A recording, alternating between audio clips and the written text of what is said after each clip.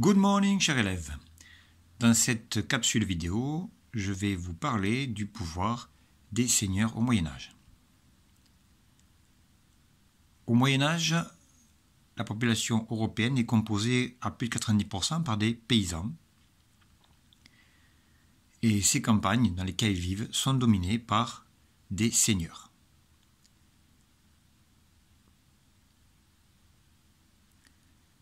Tout le territoire de l'Europe est divisé en seigneuries dominées par ces seigneurs. Exemple ici, la seigneurie de Billette, dessinée vers le XIVe siècle, vers la fin du XIVe siècle, nous montre que cohabitent ici un seigneur laïque dans son château, donc pouvoir dominant, et également le pouvoir ecclésiastique, c'est-à-dire le pouvoir de l'Église chrétienne catholique, à travers l'Église. Dans cette seigneurie, on peut voir qu'il y a également des bois, des terres cultivées, un village, des moulins, des cours d'eau, etc.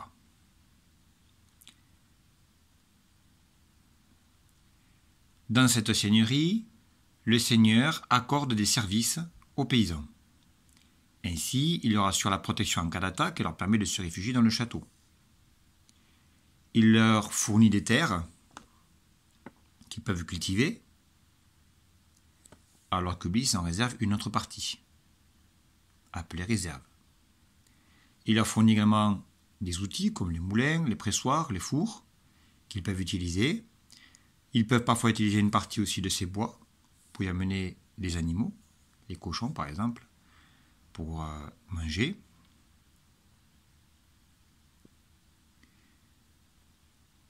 Il leur fournit aussi, comme on le voit sur cette image, la justice lorsqu'ils sont face à un litige entre eux.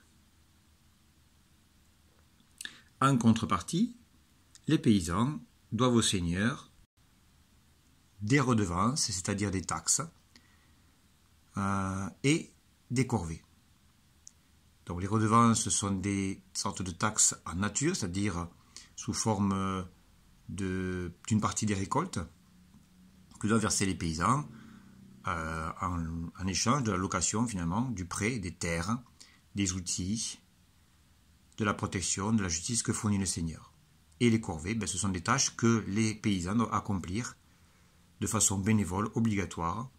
Par exemple, venir ici s'occuper de la terre du seigneur, la réserve, pour que le seigneur puisse avoir à manger, sans lui-même devoir travailler la terre. Mais qui sont ces seigneurs? Eh bien, ces seigneurs, ce sont eux-mêmes des fils de seigneurs qui sont chevaliers. Pour être chevalier, il faut suivre une formation depuis son plus jeune âge, d'abord de page, apprendre à lire, écrire et compter auprès d'un maître, souvent un moine, puis devenir écuyer auprès d'un seigneur ou d'un chevalier, apprendre le maniement des armes, le soin des chevaux, monter à cheval. Et enfin, comme on peut le voir ici sur ce dessin, eh bien, l'apprenti chevalier, donc l'écuyer, devra passer par la cérémonie de l'adoubement. La veille au soir, il va passer une nuit à prier Dieu, et promettre de protéger la veuve, l'orphelin, les faibles, contre ceux qui pourraient les attaquer. Le lendemain a lieu la véritable cérémonie de l'adoubement, au cours de laquelle il reçoit la collée, c'est-à-dire un coup d'épée sur les épaules, lorsqu'il est à genoux devant son seigneur. Puis enfin, il reçoit les différentes parties de son armement. Ici, on voit les éperons, son épée, sa cotte de maille, son armure, également son étendard, son bouclier et, évidemment, son cheval. Ainsi équipé, le chevalier passe le plus clair de son temps à manier des armes.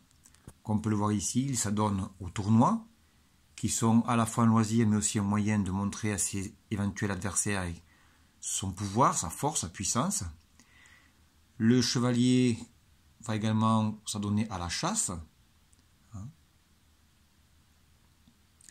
Il invite également d'autres seigneurs à des banquets pour montrer là aussi sa richesse, sa puissance, et éventuellement nouer des alliances avec d'autres seigneurs en mariant son fils ou sa fille. Enfin, dans l'imagerie médiévale, le seigneur pratique l'amour courtois, c'est-à-dire qu'il courtise sa belle afin qu'elle s'unisse à lui. Et il doit respecter un code d'honneur, un code de chevalerie, respecter son ennemi lorsqu'il se rend par exemple. Pour leur part, les paysans s'adonnent surtout au travail de la terre, à l'aide des outils très simples. Ici, donc des animaux, une simple arère. On voit qu'il fait un semis. Ces travaux donc suivent le rythme des saisons. Leur travail, leur nourriture dépend énormément de la météo. Et justement, au cours du Moyen-Âge, la météo et le climat en fait s'améliorent. Les récoltes sont meilleures et la population augmente. Nous l'avons vu sur ce graphique, la population en Europe a doublé, excepté ici donc après la peste noire qui a frappé donc l'Europe. Et le fait que la population augmente incite les seigneurs à créer de nouveaux villages, à accorder la liberté aux serfs, qui sont des paysans esclaves, qui deviennent alors des vilains, des paysans libres. Et les paysans donc commencent à défricher les forêts pour s'y installer, créer de nouveaux villages, ce qui apportera aux seigneurs de nouvelles redevances.